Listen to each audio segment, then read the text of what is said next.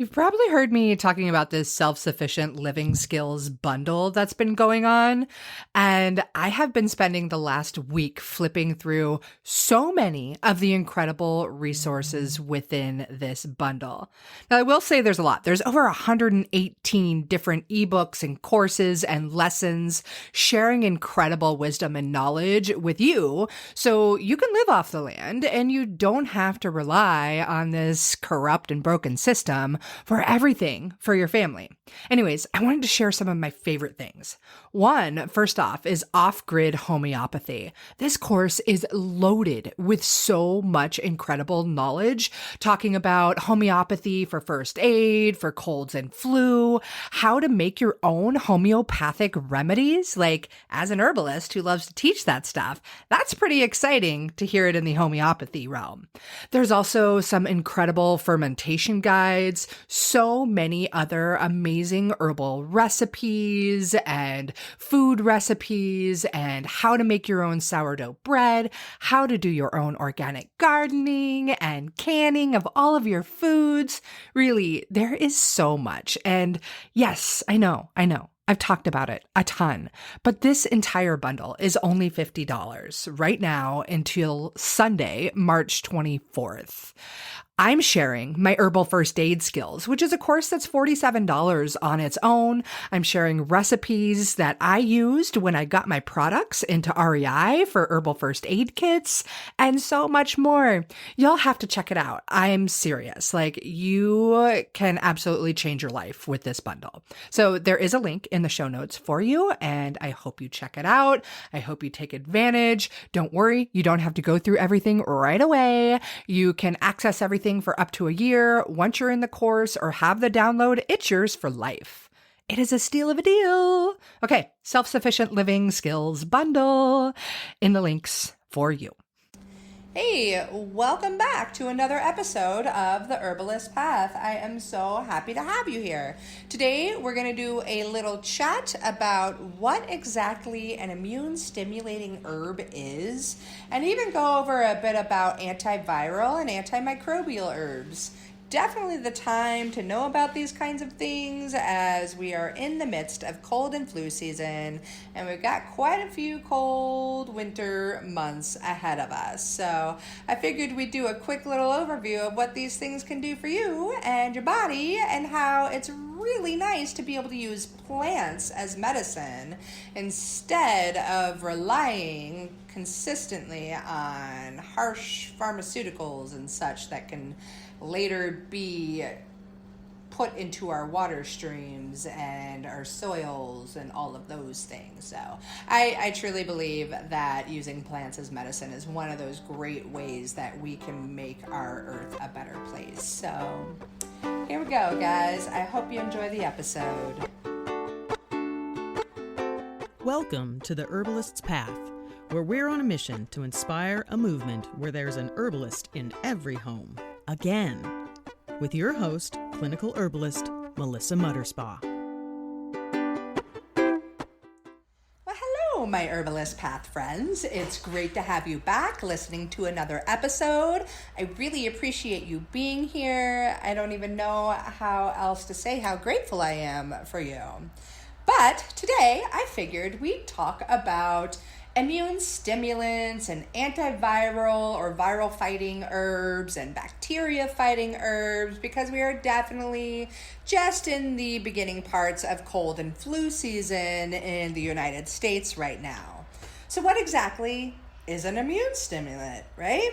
So immune, obviously we're going to be talking about the immune system, and stimulant, obviously that's going to be something that stimulates the immune system to help your body resist infection, particularly during the beginning stages of an illness or infection, but they can also help throughout the duration of when you're sick.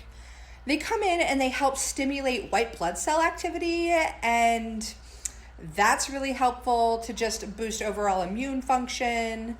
And it's best to take immune stimulants for a short time to address an acute infection or illness. I like to get them on board if I know that people around me are getting sick, or if I'm about to go travel. Man, oh man, I miss traveling. Or if it's back to school time. I think I kind of miss that too, as my daughter's out playing in my shop as I record this podcast. Love having that ability, don't get me wrong, but sometimes it's bonkers to try and work that way. Anyways, so one thing to think about immune stimulants is that they're really quick to act, and they help to increase the white blood cell proliferation and activation, but their effects are also very short-lived. So that just means that you're going to need to take them more frequently when you're sick to keep them working well, but not to take them over the full time.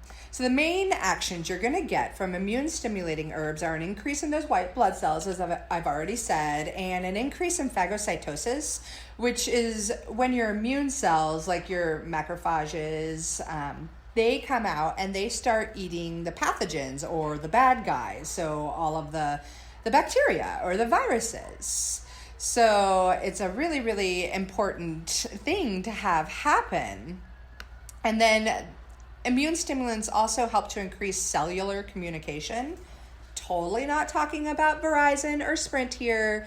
I'm talking about cellular communication amongst your immune system cells, and particularly from these little guys called cytokines.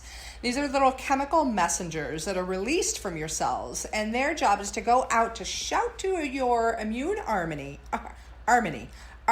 excuse me, I can't talk very well today. But anyways, they shout to your immune army that there's a foreign invader, and just say, hey, wake up, immune army. It's time to get to work. It is good to note that immune stimulants can potentially increase autoimmunity as they stimulate the immune system, which can inspire those immune cells to attack each other even more. It's definitely not to say that that's guaranteed to happen, but if you have an autoimmune disorder, you might want to be more conscious and aware when taking immune stimulating herbs. It's much more the exception that this happens than a general rule, but since I know so many people do suffer from autoimmune disorders, I thought it would be important to address this here. And that's also just why it's really important to pay attention to what's going on with your body, and of course work with a doctor, a naturopath, or a clinical herbalist, or somebody that can help you navigate through those issues and see what kind of reactions various herbs are causing, because they're not all the same for everybody. There is no one pill fits all, or one herb fits all for everybody. So just really, really keep that in mind. And definitely it's important to remember that immune stimulants are taken on the short term to just give your immune system that boost it needs to kick out any kind of acute infections. And that if you take them too often, if you're just trying to take like echinacea on the regular, that can create some imbalance in your body, and you don't want that. So immune stimulating herbs can have a few different actions, like they can be antiviral, right? So what's an antiviral? As it sounds, it's an herb that fights off viruses in your body, and they can work in several different ways, depending on which herb or plant you choose. So they can kill viruses extracellularly. They can interfere with the whole viral replication process, or they can create really strong antiviral mechanisms amongst your cells. Sometimes an antiviral compound can be specific to one particular virus, while others may have a more broad or general antiviral properties. They're a super complex bunch and are still being studied on a regular basis to find out exactly what's happening behind their antiviral properties. One of the super cool parts about antiviral herbs is that they're ecologically sound. They're biodegradable and renewable, and they're safer for your body, and they don't have a problem of resistance being built like many of our pharmaceuticals do. They're super easy to use, they're easy to grow, and easy to make into your own medicine. And best of all, they're very effective for the new and emerging resistant viral infections. These plants are amazing. They learned long ago how to protect themselves from viruses, and they can protect us too. I'm a firm believer that right now is prime time to begin to learn how to use these medicines and truly address the healing needs of our people and especially our precious planet, right? Anyways, that's my little environmental lover, earth-loving rant that I just had to get out. I really do think that using plants as medicine is just an epic way that we can make a positive difference and change in our planet instead of just polluting our water with antibiotics in our fields and our soils and just all of these harsh chemicals and non-natural things going down the drain and sticking around almost as bad as plastic. You know what I mean?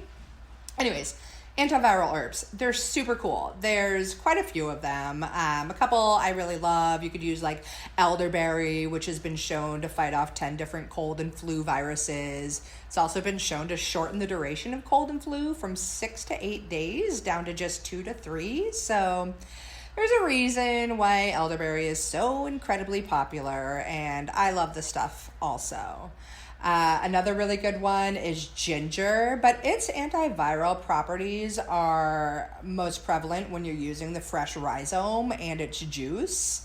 I love ginger during this time of year also because it's just so warming, and it's also great for gut health, and so many of us tend to overeat during the holidays that it could just be a really, really good friend to have on hand. Another good antiviral is astragalus root. You can put some slices of that into your broth or soup if you want to make something to warm you up and keep you well. It's a really, really good way to go. So also, herbs can have antibacterial or antimicrobial properties that help to fight off bacteria, right? So obviously, it's no secret that bacterial germs and bacteria have learned to become resistant to the chemicals and drugs that we have created to destroy them, like those antibiotics. Like, so many of them are not working for the bacteria they were designed to work for, because these germs go through a generation in 20 minutes. One generation of germs goes through in 20 minutes, where we humans take 20 years to go through a generation. Wow, right? So it's no wonder that they are so quick to respond to our trickery. And they're able to evolve resistance to our chemical creations and weapons as quickly as our chemical weapons are developed. But the cool thing about medicinal plants is that they can contain many different compounds that are antibacterial or antimicrobial.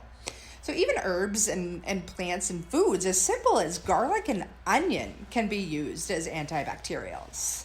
It's easy for the bacterial bugs to outwit one single compound, but when you bring the complex compounds from an herb, it's real hard for those bacterial little bugs to outwit those. So plants are smart. They're smarter than the germs.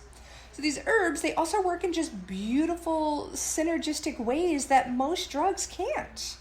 And it baffles scientists developing the drugs. They don't want us to know that we can grow our own medicine, and that the medicine you grow, they don't want you to know it because it's not going to line their pockets with gold. So some of the favorite little antimicrobials I like to play around with are honey. So I love to get a really good local raw honey, not only because it's incredibly delicious, but for its antimicrobial and antiviral properties. It's a really great addition to your herbal medicine chest. So I like to use it really as a secret weapon to get my kiddo to get herbs into her body. Like, sure, here's a spoonful of honey, or as Mary Poppins says, a spoonful of sugar helps the medicine go down. She was so on point with that. Another one I love is this really cool lichen. It's called usnea. Some people call it old man's beard, and I really love that one because It is readily available on the forest floor everywhere I go when I'm out hiking, and I get to hike a lot. So especially during this time of year, after a rainstorm or a windstorm, nature will simply have blown down some branches from the trees I'm around, and there'll be an abundance of usnea. So I love that when usnea is around, it's telling me that I'm in a very healthy forested area, and it's just such good medicine. It's like this free ground score every darn day I go out for my walks, which I am not complaining about. Another great antimicrobial herb and antiviral herb is echinacea. It's incredibly beautiful. I know it's very well known amongst so many people. It is important to mention, again, I know I mentioned this quite a bit in the beginning of this podcast, but these immune stimulating herbs aren't necessarily designed they weren't designed by anybody other than Mother Nature, but they're not best taken over the long term duration. They're a short term herb for acute illnesses. So keep that in mind when you go out and get your echinacea. Though, here we are, I'm about to talk about garlic, one of my absolute favorite plants to use. And I love to use it for food, so I use a lot of garlic on a regular basis. I also love to use it for medicine, which is why we're talking about it in this point. I'm not going to stop eating garlic every day just because it's an immune stimulant, and I'm not supposed to take immune stimulants on the regular. Garlic has so many other incredible health benefits. It's outrageous. But particular to this podcast, it's just phenomenal for fighting off bacteria and various viruses. And it really does a great job of revving up and stimulating your immune responses.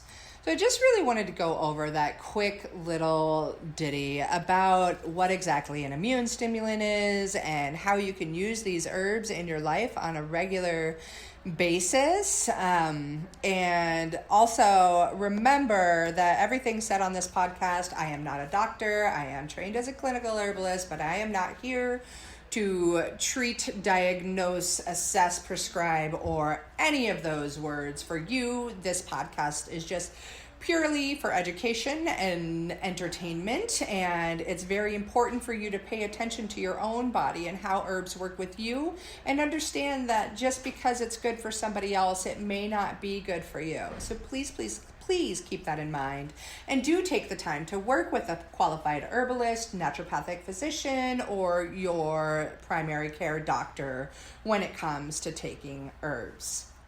But if you're into learning more of this kind of stuff, you like knowing about herbalism, you want to know how you can keep yourself and your family well, you can definitely join me over at the Herbalist Path Facebook group. It's a new Facebook group I'm hosting.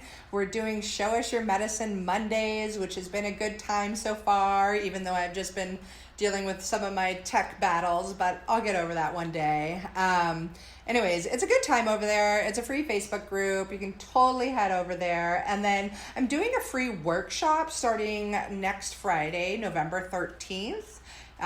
Today is the 3rd of November that I'm recording this, so if you catch it in time, great. It's going to be all about keeping cold and flu at bay the natural way. I'll have a link for that podcast in the show notes, and I really hope to see you there. If there are things you want to hear on this podcast, feel free to shoot me an email and let me know. I would love to hear from you. I want to know what you want to learn, because I have a really good time putting these shows together. And other than that, I wish you an incredibly beautiful day, and join me in the Facebook group. Show up for Show Us Your Medicine Mondays, and I would love to see what you've been creating these days. Until next time, have yourself a wonderful week.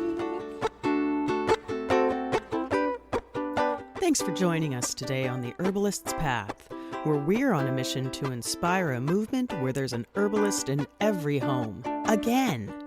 If you'd like to support our mission, please subscribe, rate, and review to help others find us. As a thank you, click the link in the show notes to access a delicious and power-packed elderberry syrup recipe. We'd love to see you on Facebook, too, in our new Herbalist's Path community group. Together, we can make herbalism #spread like wildflowers. Wishing you all a lovely day. Bye for now.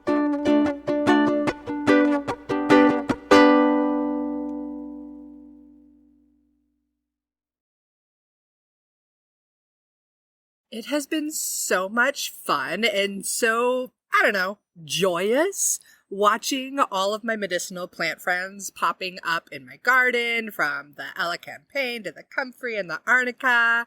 I love seeing these friends pop up. And if you are still trying to decide what to grow in your medicinal herb garden, you've got to grab my guide. It's all about the most essential herbs that every mom should know and should grow. So I teach you how to grow them and the many different ways that you can use them.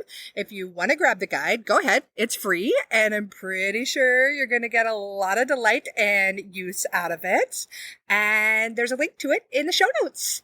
I'm wishing you tons of happy medicine planting.